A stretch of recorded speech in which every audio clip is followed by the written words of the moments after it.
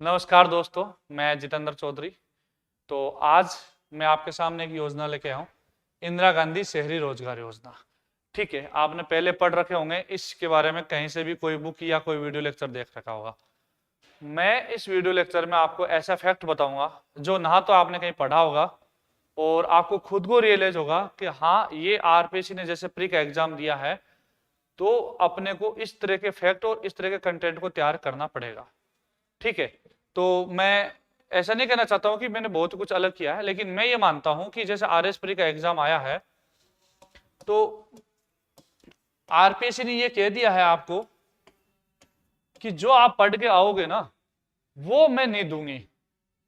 अब मैं कहां से दूंगी? ऑब्वियसली सब जगह ऐसे पढ़ के आओगे, कोई ना कोई कहीं से तो पढ़ के आया होगा।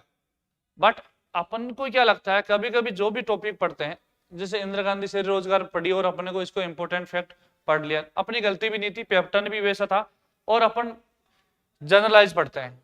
जब भी अपन घुसने की कोशिश करते हैं डीपली तो अपन ये खुद के सोचते हैं अपने को मास्टर थोड़ी बनना है इस सब्जेक्ट का, चीजें जनरलाइज पढ़ी जाती है। लेकिन आरपीएससी अब कह रही है कि आपको जनरलाइज नहीं, जो भी टॉपिक आप पढ़ रहे हो उसकी 5 लाइनें हैं तो 5 लाइन आपको याद होनी है। ठीक है, कंसेप्ट ही याद रहनी चाहिए, उसकी लैंग्वेज भी याद रहनी चाहिए आपको, और साथ में वो फैक्ट भी आपको क्लियरली मेंशन याद रहना चाहिए। तो इंदिरा गांधी शहरी रोजगार योजना, लंबा हो जाएगा वीडियो, बट ये मैं खुश हूं तो इसमें बात करते हैं। ठीक है, ये योजना पहले इंदिरा गांधी शहरी रोजगार योजना नाम से, शहरी नाम से थी। ठीक है, और अब इसको कर दिया मुख्यमंत्री। ठीक है, मैं इसके बारे में फैक्ट के बारे में आगे बात करूंगा। अब एग्जाम में नो डाउट इंदिरा गांधी शहरी सिलेबस में दे रखा है तो यही आएगा, इसी नाम से आएगा। ठीक है, ये पूछ ले गलती से तो ठीक है, किस नाम से, करंट अफेयर के हिसाब से जोड़ के दे दे कि इसका नाम क्या चेंज हुआ है, कब हुआ है, ये सारी चीजें पूछ ले। ये नया लोगो भी लेके आ गया आरपीएससी, सॉरी राजस्थान सरकार, डीएलबी, स्वायत्त शासन विभाग। ठीक है, ये योजनाओं का नाम कब चेंज हुआ? तो अभी जैसी सरकार बनी 25 नवंबर को। ठीक है, आपको इसमें कोई फर्क नहीं है कि ये मुख्यमंत्री लिख दिया आगे या इंदिरा गांधी लिख दिया, कोई ज्यादा मेजर नहीं है। क्वेश्चन इसी के नाम से पूछा जाएगा। ये हो सकता है एज ए करंट अफेयर के इसका नाम बदलकर कब किया कर दिया गया, तो 25 नवंबर को इसका नाम बदलकर क्या कर दिया, मुख्यमंत्री कर दिया, बस इतना सा नाम आगे कर दिया, और इसका नया लोगो भी जारी कर दिया। ठीक है, मैं 1 बाय 1 सारे फैक्ट में आऊंगा, डिटेल में आऊंगा। ठीक है, तो अपन आगे बढ़ते हैं। ये जो पिछली सरकार थी गहलोत ने, उन्होंने स्टार्ट की थी, तो मैं आगे आ जाता हूं इसके बारे में। पहले इसके बारे में कुछ टेस्ट बता देता हूं मैं आपको। जो हम टेस्ट सीरीज चल रही थी हमारी 10 टॉपिक वाइज 5 फुल, जो 5 फुल टेस्ट है वो हम क्या करवा रहे हैं, 16 फरवरी से स्टार्ट करा रहे हैं। ठीक है, 16, 23, 2, 19 और 16 मार्च को, लास्ट 16 मार्च को है। तो जो स्टूडेंट ओनली फुल पेपर देना चाहता है, ऑफलाइन या ऑनलाइन जैसे भी होता है, तो आपके त्रिवेणी पुलिया पे आपके पास सेंटर है, ये आप गूगल लोकेशन करके आप अभी से रजिस्ट्रेशन स्टार्ट कर सकते हो। मोबाइल नंबर आप, हमारे कोचिंग का नंबर आपको मिल जाएंगे, 9982395495। 5 फुल टेस्ट है, और मैं ये चैलेंज के साथ कह सकता हूं आपको, जो टेस्ट हम लेके आ रहे हैं 16 फरवरी 9 फरवरी, आपने आरएस प्री के बाद पढ़ लिया होगा, कर लिया होगा। हम इस तरह से डिजाइन करके जा रहे हैं कि कोई भी स्टूडेंट 90+ स्कोर ना करे। ठीक है, पेपर अच्छे लेवल का देंगे, आरपीएससी स्तर पे देंगे, तो आप पेपर का लेवल देखना और खुद को एवल्यूशन करना, 5 फुल देना मेरे ख्याल से सबको जरूरी है। साथ में हमारी जो ऑब्जेक्टिव बुक है, आप, मैं जैसा अभी बता रहा था, आरपीएससी ने जो पेपर दिए हैं आरएस प्री का, आप उस पेपर देखना, हमारी बुक के क्वेश्चंस देखना। ये बुक हमारी पहले आ चुकी है, और मैं जब भी बोला हूं, बार बार बोला हूं, एक ही चीज बोली हूं कि आरपीएससी पहले वाले पेपर के बेस पे पेपर नहीं बनाएगी, इतना इजी नहीं बनाएगी। आरपीएससी कहीं ना कहीं घुमाएगी पेपर को, और घुमाने की चॉइस यही है कि वो कंसेप्ट में घुमाएगी, वो लैंग्वेज में घुमाएगी, या उसको किसी न किसी तरीके से प्रैक्टिकल तौर पे जोड़ के क्वेश्चन को पूछा जाएगा, और स्टेटमेंट की तरह से अच्छे खासे क्वेश्चन आएंगे। तो आप 8वीं का बुक देखोगे, 2000 क्वेश्चन इसके अंदर है। ठीक है, ये 1500 नहीं है, 2000+ ज्यादा ही है इसके अंदर। इनका लेवल देखना, इनकी व्याख्या देखना। मैं मानता हूं कि यदि कोई स्टूडेंट ढंग से इन क्वेश्चन को रट के भी चल जाएगा ना, तो उसका वैसे बेड़ा पार हो जाएगा। ये बुक भी आपके पास खूब लोगों को लगा होगा थोड़ी महंगी है, खूब लोगों को लगा होगा थोड़ी बड़ी है। ठीक है, बट मैं ये मानता हूं ये बुक वर्थफुल है। आप मार्केट में देख रहे होंगे खूब सारी बुक है, इतनी इतनी पतली पतली बुक दे रखी है, शॉर्ट में ग्राफ बना के पाई चार्ट बना के ऐसे खूब सारा दिया है, उसकी लैंग्वेज को बिल्कुल हटा दिया गया है जो ओरिजिनल मूल एक्टिव लैंग्वेज थी, और क्या किया इन्होंने, पूरा शॉर्ट में लाके दे दिया। अब आपकी जो शॉर्टकट की आदत पड़ी हुई थी ना, वो भूल जाओ आप।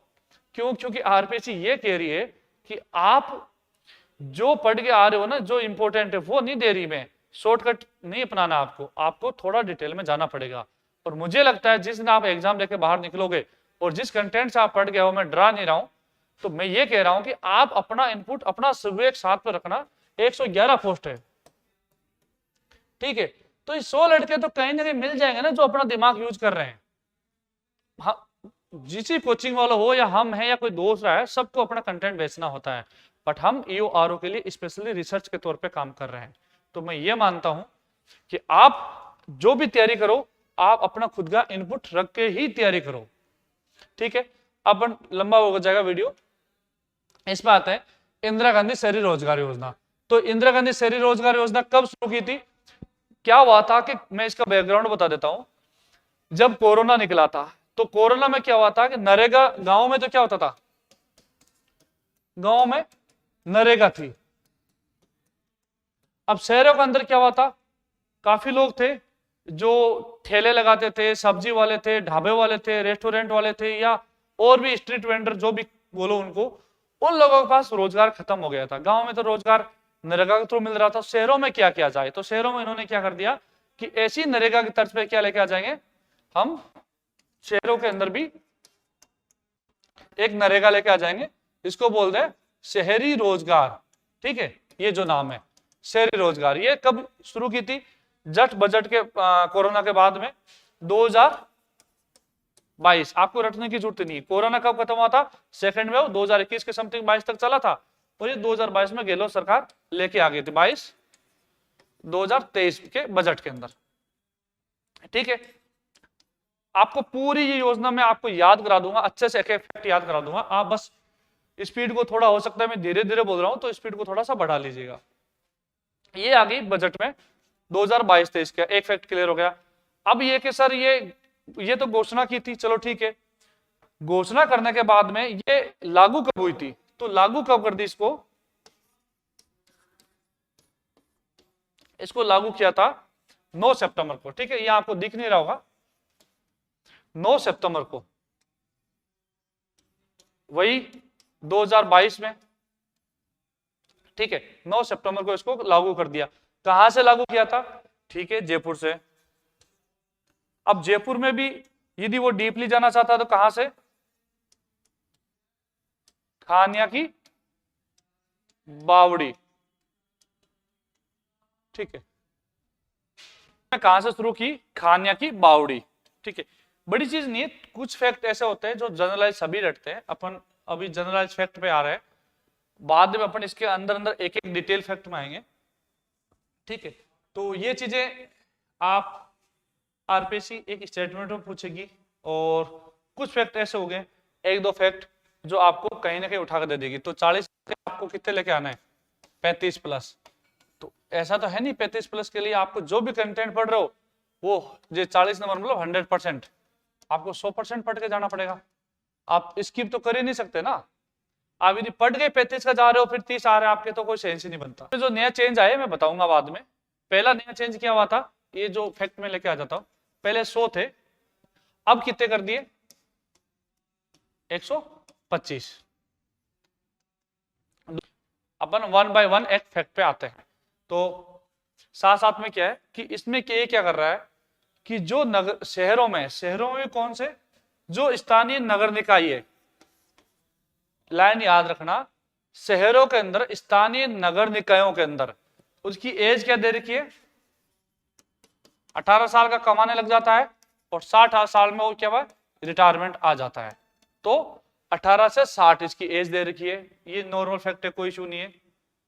अब इसमें क्या बोला है कि आपको कहां लागू करेंगे, शहरी निकाय। शहरी निकाय में जो नगर पालिका है, नगर निगम है या नगर परिषद है, ठीक है, इन्हीं में लागू की जाएगी, ठीक है। अब आगे क्या है कि कौन इसके एलिजिबल है, तो 18 से 60 का है। दूसरा एलिजिबल कौन है क्या जरूरी है इसके लिए? जन आधार, ठीक है, जन आधार कार्ड अनिवार्य है। अब इसके अंदर दो तरह के कार्य होते हैं, जैसे एक है जनमत, मतलब दो तरह के कार्य, एक है सामान्य, ठीक है, थोड़ा सा अपना कम टाइम में ज्यादा चीजें करनी है, ठीक है, एक है विशेष, ठीक है, जो क्या होता है, जो मशीन से जो टेक्निकल काम होता है, ठीक है। ये क्या है कि जैसे अपन नरेगा में लेके नहीं जाते, तगारी पावड़ा लेके जाते हैं, इसमें क्या करते हैं, कुछ मशीनरी से काम होता है, ठीक है, टेक्निकल काम होता है।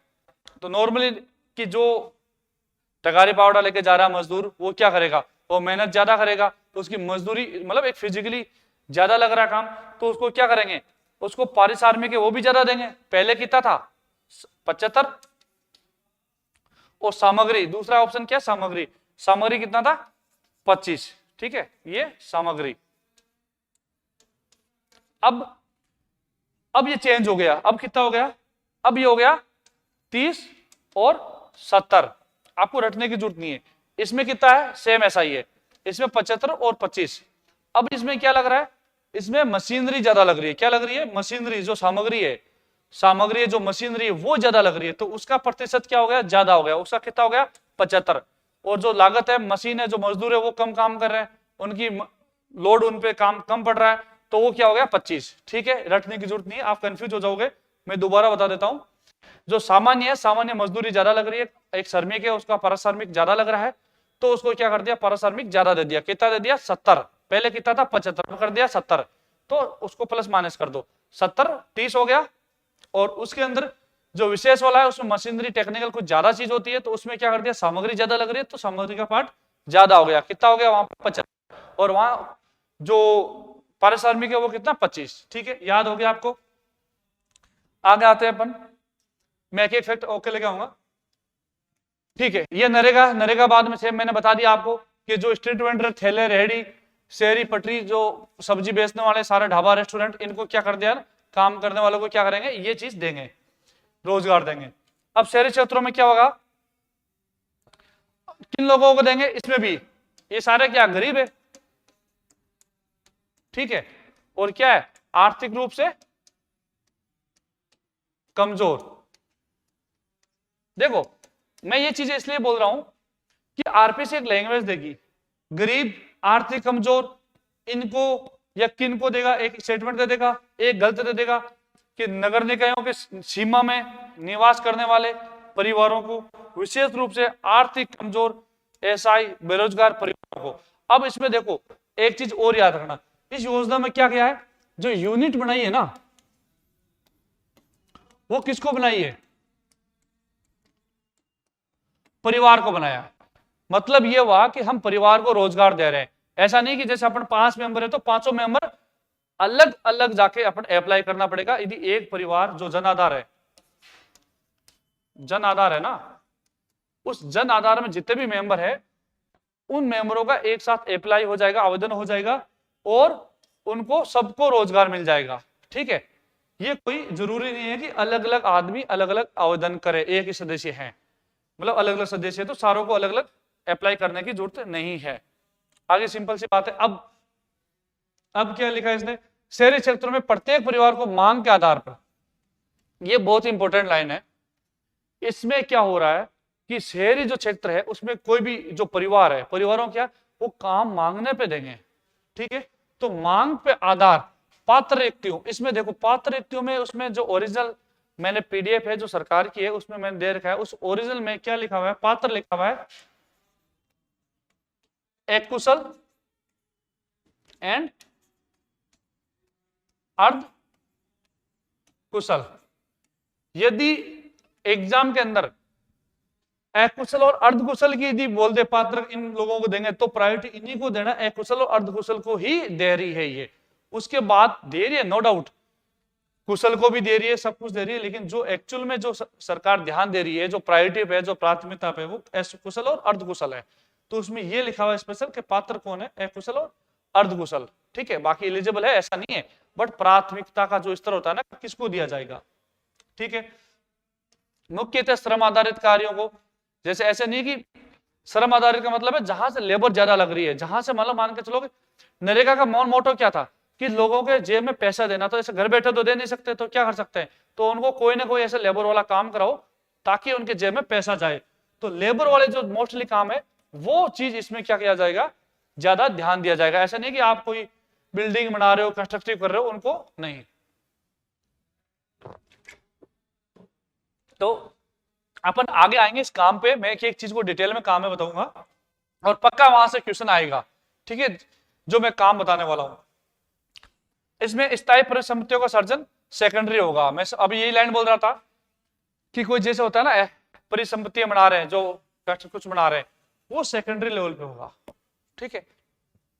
तीसरी चीज क्या बोला, स्थायी प्रकृति के कार्यों में ही परिसंपत्तियों का सर्जन हो सकता है, ठीक है, ये तो नॉर्मली चीज है। बट ये क्या होता है, स्टेटमेंट दे सकता है आरपीसी, स्थायी प्रकृति के कार्यों में ही परिसंपत्तियों का सर्जन हो सकेगा, ये कोई खास नहीं है। अब क्या है, परिवार के पंजीयन के लिए क्या चाहिए, इसको जन आधार कार्ड चाहिए, मैंने आपको बता दिया, जन आधार कार्ड। और जन आधार कार्ड को परिवार यूनिट माना जाएगा, ठीक है, जो जन आधार कार्ड है उसी को ही परिवार का यूनिट माना जाएगा। तो एग्जाम में आराम से पूछा जा सकता है कि इसमें जो यूनिट है वो परिवार को माना जा रहा है, ठीक है, न तो व्यक्ति, स्पेशली व्यक्ति को माना जा रहा है, परिवार को रोजगार दे रहे हैं। प्रत्येक परिवार के सदस्य के लिए अलग अलग आवेदन करने की आवश्यकता नहीं होगी।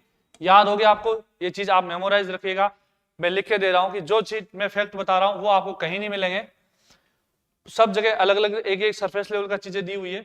समस्त नगरीय निकायों द्वारा जन आधार तैयार करने और योजनाओं पंजीयन करने हेतु 1 मई 2022 से विशेष अभियान चला जाएगा, ठीक है। ये देखो, अब पूछे ना पूछे, उसमें स्पेशली जब इसकी मेन कॉपी है उस कॉपी में स्पेशली चीज लिखी हुई है कि 1 मई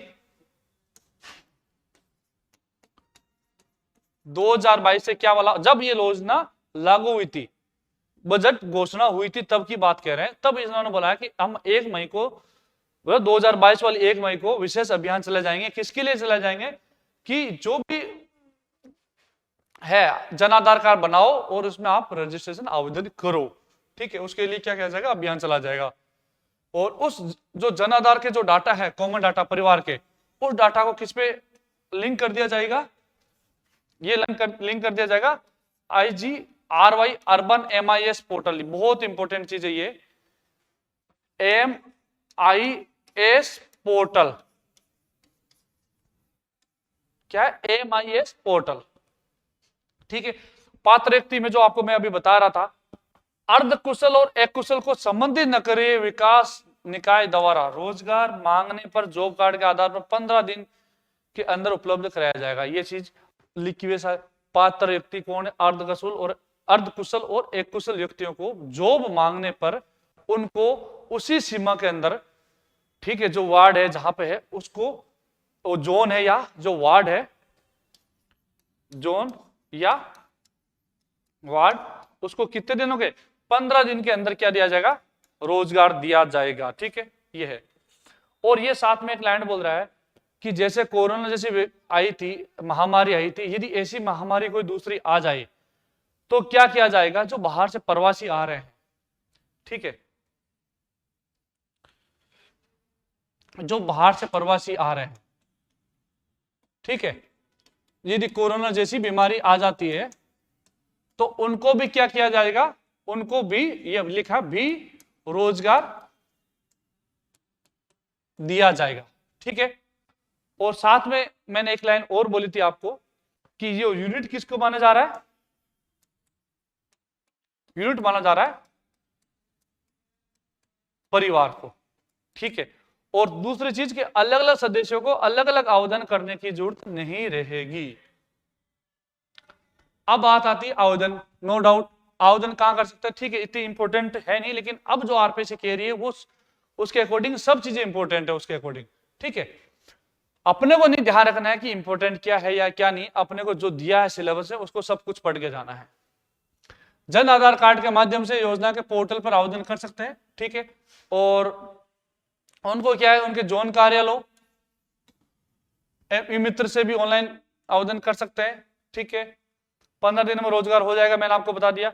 अब इसको कहां रोजगार दिया जाएगा, कि उसको जोन, जो वार्ड है ना जो बनाया हुआ है, उस जोन या वार्ड में जिसमें रहता है उसे उस प्राथमिकता के आधार पर उसको रोजगार वहीं दे दिया जाएगा 15 दिन के अंदर, ठीक है। और पेमेंट कब हो जाएगा इनका?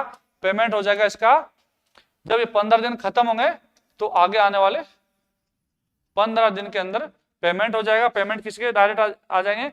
सीधे खाते के अंदर, अकाउंट में पेमेंट आएगा। किसे? वही पोर्टल के माध्यम से। जो कौन सा पोर्टल था? MIS, IGRSY MIS portal. अब ये चीज ठीक है आपने पढ़ रखी होगी, तो भी मैं बता देता हूं। इसमें भी जो मजदूरी दर है वो बढ़ा दी गई है। जो एक्कुशल है, जिसको बिल्कुल ही कुछ नहीं आता है, उसको 285 है। जो उसको थोड़ा बहुत आता है, ठीक, उसको 297 है। और जो कुशल है, थोड़ा बहुत कुशल है, जो मेट है ना, उसको 309 है।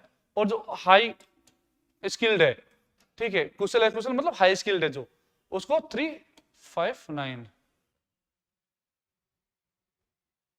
ठीक है, ये हो गया। अब आपको इसमें याद कैसे किया जाएगा?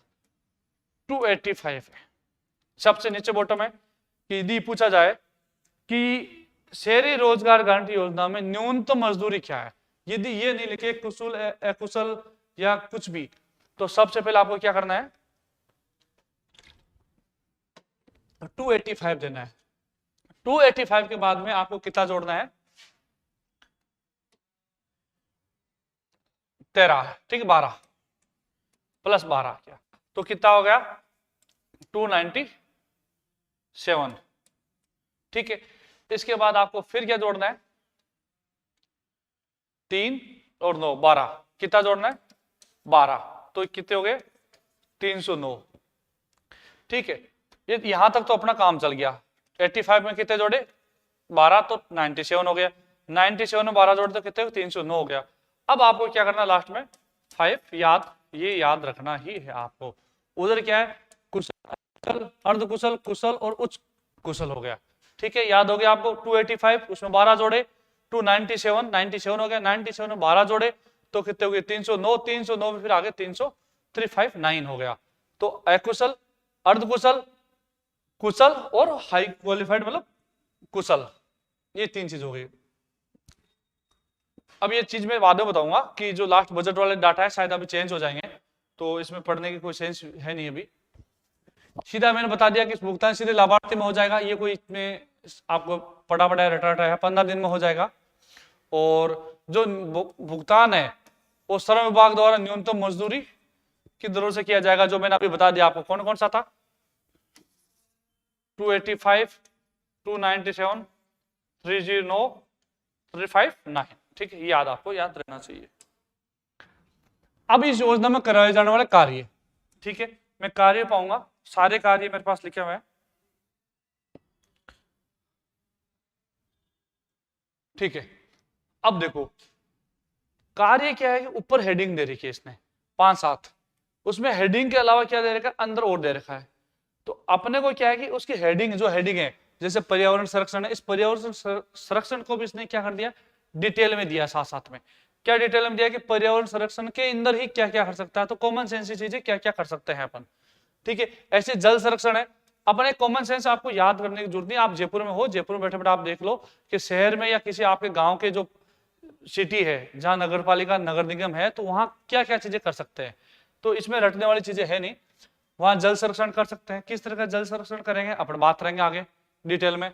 हेरिटेज, जैसे जयपुर के अंदर है, तो जो भी कोई आपके पास किला है या कोई महल है, कोई हवेली है, उसका क्या कर सकते हैं? संरक्षण कर सकते हैं यदि है तो। उद्यान है, नो डाउट शहरों के अंदर पार्क होते हैं, उद्यान होते हैं, तो उनका संरक्षण कर सकते हैं। और क्या हो सकते हैं? जो होर्डिंग होते हैं, अतिक्रमण होते हैं, उनसे रिलेटेड जो बैनर हटा रहे हैं, कर रहे हैं, जो होते हैं ना, ये सारे फाड़ रहे कर रहे हैं, तो ये सारे घूम रहे हैं, तो ये शहरी रोजगार नरेगा वाले आदमी है जो इनका ध्यान रख रहे हैं। और स्वच्छता वगैरह। ठीक है, इसमें 2-3 चीजें और है, मैं आपको बताऊंगा आगे। अब पर्यावरण संरक्षण की बात आते हैं।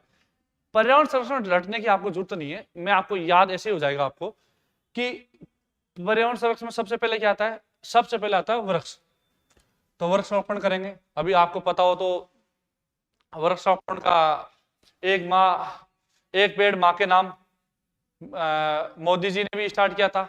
ठीक है, और अपने मुख्यमंत्री साहब ने भी काफी हरियालो रास्ता नाम से किया था। और अपने शहरी निकायों में भी ऑर्डर निकाला गया था। क्या है कि उन्होंने शहरी निकायों में क्या ला था कि निगम, परिषद और नगरपालिका बोर्ड, इनमें क्या बोला है कि इनमें यह बोला गया है कि आपको क्या करना है कि यहां पे पौधा लगाना है आपको, और उन्होंने क्या बोला, जोन बनाए हैं, मैं आपको डिटेल में बताऊंगा। ठीक है, तो ये भी एक इसमें वृक्षारोपण का कार्य है। ठीक है, उद्यान मैंने बता दिया, उद्यान वही सेम चीज है। फुटपाथ, अब अपन जयपुर में जा रहे हैं तो फुटपाथ पे जो चीजें बीच में है, रेलिंग अंदर जो पौधे लगे हुए हैं, तो उनका ध्यान रखेंगे। ठीक है, उनको पानी देने का काम करेंगे। साथ में जो कृषि विभाग के अंदर जो नर्सरी है, ठीक है, उन नर्सरियों का भी क्या करेंगे ये कि उनमें पौधे जो है बड़े करेंगे, लगाएंगे, करेंगे, पौधे तैयार करेंगे। जो शमशान है, कब्रिस्तान है, वहां पौधे लगाएंगे। जहां उद्यानिकी, फॉरेस्ट्री, जो भी कार्य मतलब पर्यावरण से रिलेटेड जो भी काम है वो अपन सारे क्या करेंगे।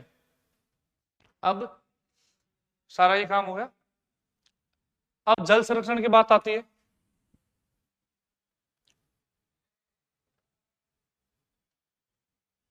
ठीक है, जल संरक्षण सेम वही है कि शहर में कोई ऐसा होता नहीं मिट्टी तालाब, बट हाँ जैसे कोई कस्बा है वहां नगरपालिका है तो वहां पे भी क्या तालाब कटा के इनके लिए मिट्टी निकाल रहे हैं। नरेगा वाले क्या कर रहे हैं कि वहां पे भी मिट्टी निकाल रहे हैं। तो ये चीज आपको थोड़ा अटपटी लगेगी, शहर में होता नहीं है, लेकिन अपन सिटी जयपुर की तरफ से ना सोचे, अपन किसी कस्बे की दृष्टि से सोचे तो ये चीज है। रेन वाटर हार्वेस्टिंग है, रेन वाटर, और ये जल स्रोतों के रिलेटेड ज्यादा इंपॉर्टेंट नहीं, आपको बस ये चीजें ऑटोमेटिक याद हो जाएगी क्या चीजें हैं क्या नहीं है। ठीक है, स्वच्छता एवं सैनिटेशन, ठोस कचरा प्रबंधन, सॉलिड वेस्ट मैनेजमेंट। अब सॉलिड वेस्ट मैनेजमेंट कौन सी सेक्शन में आपको याद है, कौन से में, 226 के अंदर। 227 में क्या है, 227 में इसी का जो ना बिल्डिंग है, ठीक है, और हैंडलिंग जो भी है, ठीक है। और 226 में क्या है, सॉलिड वेस्ट दे रखा है।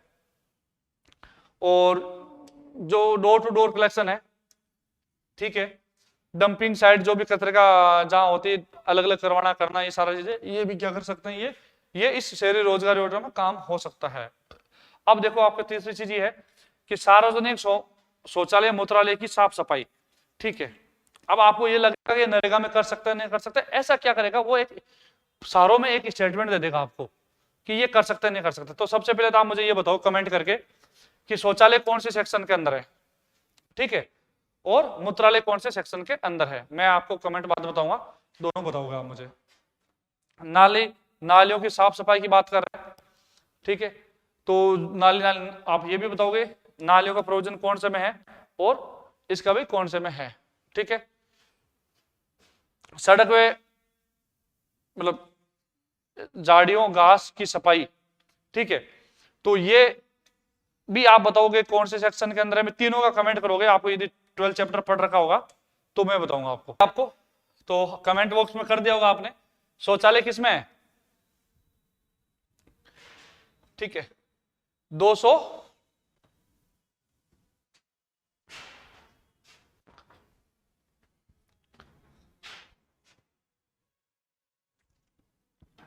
ठीक है, तो आपने कमेंट किया होगा शौचालय कौन से में सेक्शन में है, 208।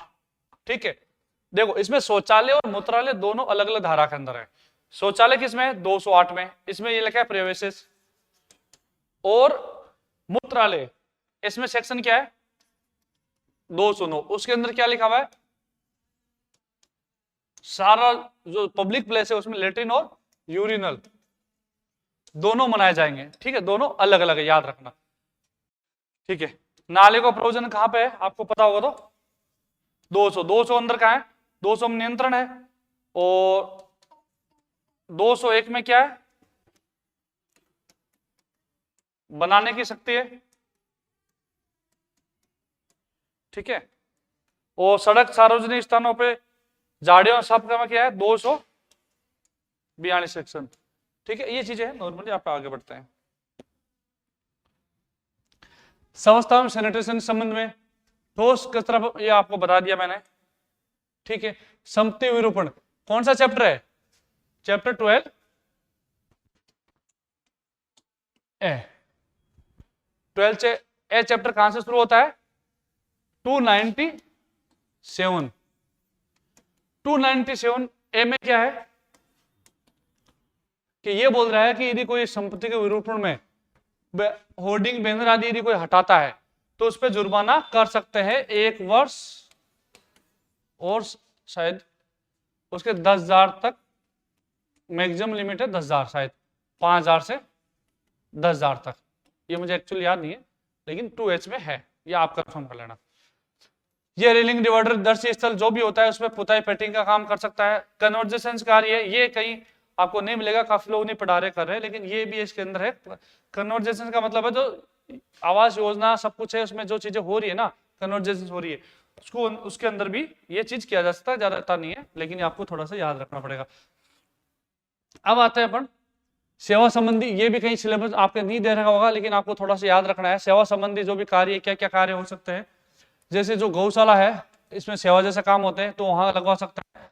नगर निकायों में जैसे MTS की होती है, मल्टीटास्क सर्विस होती है, वो होती है। यदि कोई रिकॉर्ड होती है उसको रखने का, रिकॉर्ड कीपिंग, तो हल्का सा आपको ये दे दिया कि 3-4 देखिए साथ में रिकॉर्ड MTS ये रिकॉर्ड कीपर दे दिया तो आपको ये लगेगा कि यार ये तो हो ही नहीं सकता, लेकिन ये चीज आपको याद रखने की है कि हाँ इसमें जो है सेवा संबंधी काम है उसके अंदर ये नगर पालिका में जो भी काम होते हैं तो ये शहरी रोजगार की दृष्टि से उनको रोजगार दे सकते हैं। हेरिटेज संरक्षण आपको मैंने बता दिया था। अन्य कार्यों में क्या कर सकते हो, अन्य कार्यों में क्या कि अब देखो कुछ तो है अनुमत कार्य, ठीक है, क्या लिखा हुआ है, अति देर क्या चल रहे थे, अनुमत कार्य, ठीक है, ये थे अनुमत कार्य। अब आने वाले क्या है, अनिवार्य जो सॉरी अन्य कार्य। तो अन्य कार्य में क्या है, सार्वजनिक भूमि सुरक्षा, फेंसिंग, चार दीवारी इत्यादि के संबंध में कार्य, ठीक है, आपको ज्यादा इंपॉर्टेंट है नहीं लेकिन ठीक है आपको एक बार याद रखने की जरूरत है। पार्किंग विकास और पार्किंग, ठीक है, आपको कीवर्ड याद रखना है। क्या है, क्या बोला पहले कि सार्वजनिक भूमि पे क्या है, फेंसिंग है, चार दीवारी से गार्ड से रिलेटेड है। दूसरा क्या है, पार्किंग की बात कह रहा है कि जो प्रबंधन मैनेजमेंट से काम है। और क्या बोल रहा है कि जो आवारा पशु घूम रहे हैं उनके बारे में बोल रहा है, एक एक वर्ड आपको याद रखना है। और ऐसा क्या, राजीव गांधी जो सेवा केंद्र था वैसे क्या है, यदि मॉडल भवन का निर्माण हो रहा है तो वो बात कह रहा है। राज्य सरकार द्वारा समय समय पर और अन्य कार्य दे सकते हैं। तो अब मैं आपको शॉर्ट बताऊं, आपको पर्यावरण हो गया, आपको सैनिटेशन हो गया, ठीक है, सैनिटेशन हो गया, स्वच्छता हो गया, हेरिटेज हो गया, आपको कन्वर्जेंस हो गया आपके पास, और कौन से थे, ठीक है, संपत्ति विरूपण हो गया आपके पास। तो ये सारे काम हो गए, इन सारों काम तो आपके पास अलग है और अन्य कार्य है वो अलग काम हो गए। इसके अंदर एक एक चीज डिटेल में अंदर यदि 3-4 का अलग अलग स्टेटमेंट दे दिया और लास्ट में बोल दिया कौन सा नगरपालिका के कार्य अनुमत है या कौन से अन्य कार्य है, या पूछ लिया कि इनमें से कौन से कार्य अनुमत नहीं है। अब आते हैं, ये सेवा संबंधी हो गया आपके पास।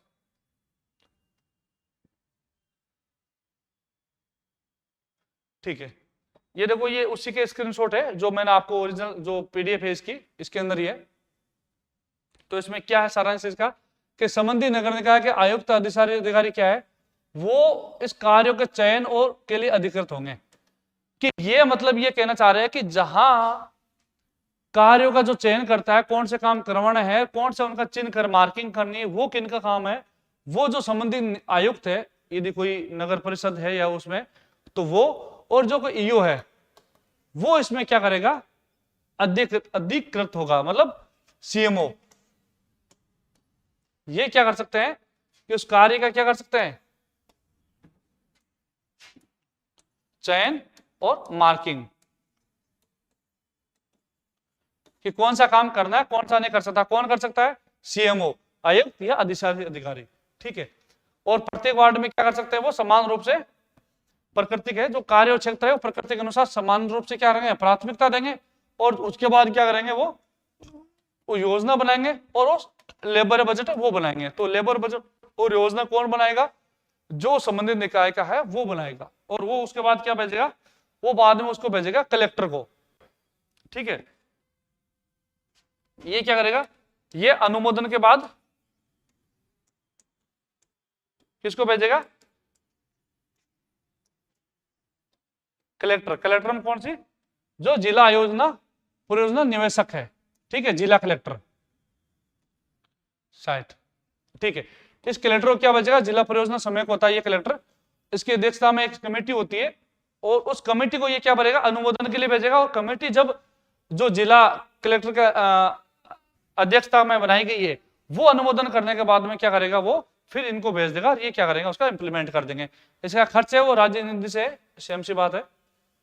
अब ये क्या बोल रहा है कि स्वायत्त शासन विभाग द्वारा जो अनुमत कार्यों द्वारा जो एस्टिमेट बनाते हैं, भाई जो भी कार्य करेंगे, जितना खर्चा होगा, क्या करेंगे, वो किस आधार पर होंगे, तो ये कह रहा है कि जो प्रचलित RUDIP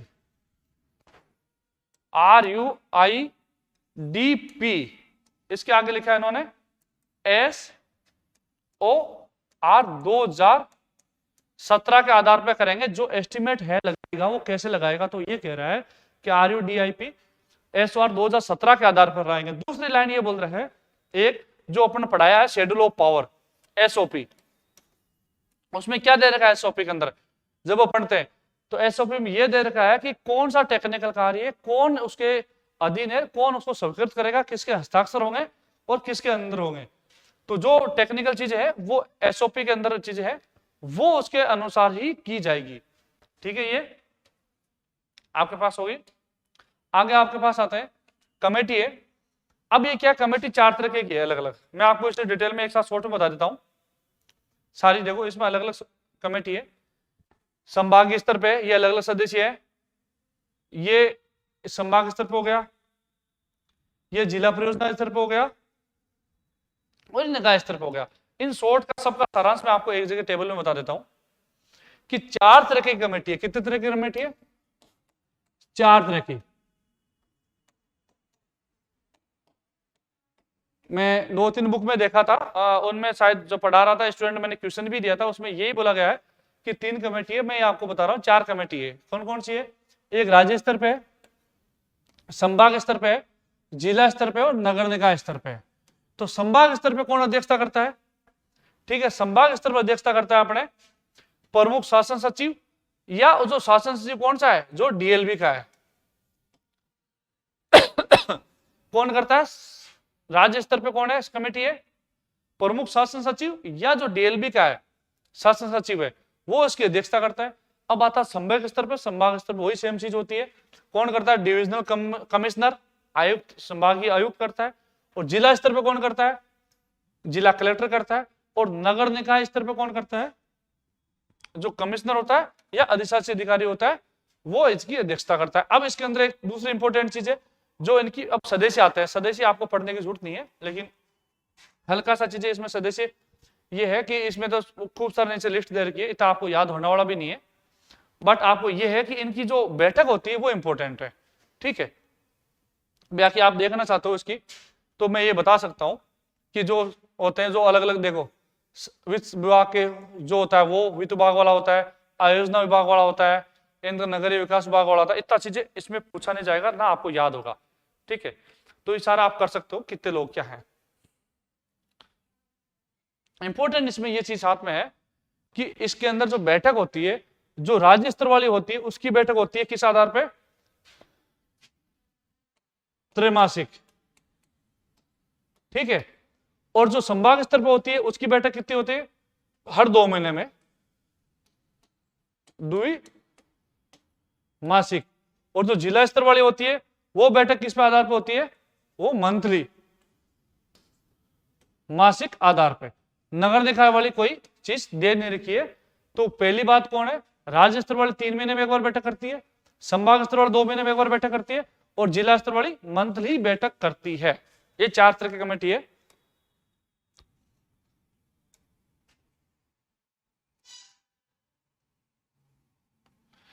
ये चीजें देखो, ये चीजें है आपके पास कि नगर निगम में कौन अध्यक्ष होता है, एक, फिर इसमें 1+3 सदस्य होते हैं। ये शिकायतों का जो कोई करते हैं तो शिकायतों का निवारण कैसा होता है, तो शिकायतें क्या कर सकता है, पहला कर सकता है जिला कलेक्टर को दे सकता है पर्सनली जाके, या जो संबंधित जो अधिशासी अधिकारी ये होता है, जो भी होता है, CM होता है, आयुक्त होता है, उसको दे सकते हैं। ठीक है, फिर वो कैसे कर सकता है शिकायत, तो कैसे 3-4 तरीके होते हैं। एक तो या तो पर्सनली जाकर दे सकते हैं, उसको मेल कर सकते हैं, या जो सूचना जनसंपर्क पोर्टल है 108 उसको कर सकते हैं, या अपन जो पोर्टल है IGRY अर्बन MIS पोर्टल, देखो इस पोर्टल का नाम चेंज नहीं किया, मुख्यमंत्री आगे कर दिया, लेकिन इसका पोर्टल का नाम यही रखा है और इनका क्या 7 दिनों के अंदर अंदर इसका निपटारा किया जाएगा, ये इंपॉर्टेंट चीज है, ठीक है। और किसको कर सकते हैं, नगर निकाय का आयुक्त या अधिशासी अधिकारी इसको कर सकते हैं, या जिला कलेक्टर को कर सकते हैं। अब इसमें क्या है कि जो जॉब कार्ड बनाता है तो उसका पंजीयन अधिकारी कौन सा है, जॉब कार्ड तैयारी करना जो बनाता है उसका पंजीयन अधिकारी होता है जो उस नगर निकाय का मुख्य नगर पालिका अधिकारी होता है, सीएमओ, चीफ म्युनिसिपल ऑफिसर, वो पंजीयन अधिकारी होता है, ठीक है, नॉर्मल सी चीज है। और इसका प्रशासनिक विभाग कौन सा होता है, तो डीएलबी है, क्यों डीएलबी की ये योजना है, नो डाउट। और सामाजिक अनुशासन कौन करता है इसका, सोशल ऑडिट, सोशल ऑडिट करता है जो इसकी वित्त समिति होती है,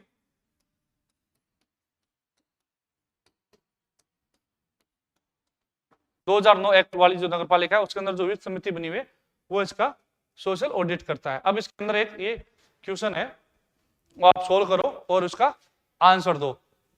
असत्य है, बजट घोषणा 2021-22 में की गई है, समस्त राज्यों में लागू होगी, ठीक है, आप देखिएगा।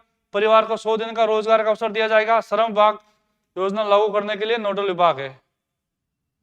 तीनों चारों स्टेटमेंट आप देख लीजिएगा, इसका आंसर दीजिएगा, ठीक है। तो ये बजट कौन से बजट में है, 2022-23 में। समस्त राज्य में नहीं है, ये समस्त राज्यों की क्या है, शहरी निकायों में। देखो ये स्टेटमेंट होते हैं, समस्त राज्य है ठीक है, लेकिन राज्य के समस्त शहरी निकायों के अंदर है ओनली। 100 दिन का रोजगार नहीं है, अब कितना कर दिया इसका, 125 कर दिया। नोडल विभाग इसका जो कौन है वो है डीएलबी, ठीक है। आगे बढ़ते हैं, क्वेश्चन और है क्या, हाँ, इसकी 18 से 40 वर्ष की आयु है, 100 दिन का रोजगार पहला स्टेटमेंट है, देश के समस्त शहरी निकायों में रोजगार उपलब्ध किया जाएगा, आधार कार्ड के माध्यम से पंजीकरण किया जाएगा। तो आंसर दीजिएगा, शायद आप पोज करके दे लीजिएगा, मैं इसका आंसर पे आ जाता हूं, टाइम हो गया। तो इसकी एज क्या है, 18 से 60, ठीक है। समस्त शहरी निकायों में, सही है बात। जन आधार कार्ड नहीं है, क्या है, जन आधार कार्ड है, ठीक है। और जन आधार कार्ड नहीं है तो वहां क्या करेंगे, जन आधार कार्ड के अप्लाई कर देंगे, जो पंजीयन नंबर मिलता है वो पंजीयन नंबर आप वहां दे दोगे तो आपको रोजगार मिल जाता है, ठीक है, ये चीज होगी। अब आपको एक बार शॉर्ट में मैं इसका रिवीजन करा दूं, ठीक है। ये कब लागू हुई थी, 2022, मैं इस भी लेकर आता हूं, इसका मेन चीज है वहां पे,